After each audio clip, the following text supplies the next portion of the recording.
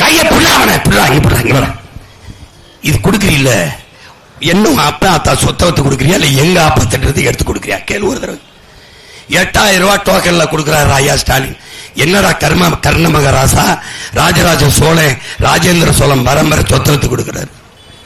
என்னைக்குடா நீ ஏத்து கேள்வி கேட்ப? என்னைக்கு கேட்ப? என்ன கேட்ப? என்ன கேட்ப?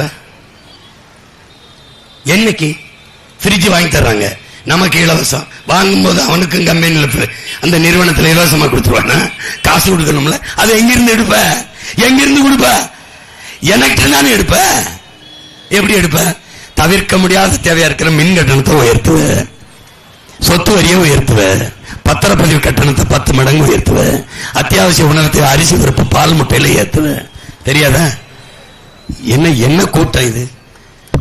நீ படிக்கிறியா இல்லையா? உனக்கு அம்பேத்கர் இந்த இவங்க அறிஞர்கள் எல்லாம் உனக்கு வெறும் படம் தானே, பேர் தானே.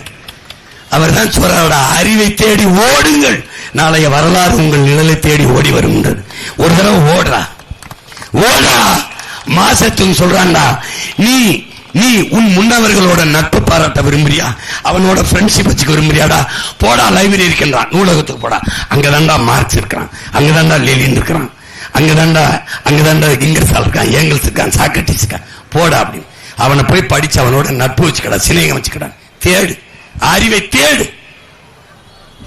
சும்மா பதறா வந்து உன்னை ஏமாத்துறான்னு தெரியாம எத்தனை காலத்துக்கு சொல்லு, எத்தனை காலத்துக்கு இப்படி இருப்ப?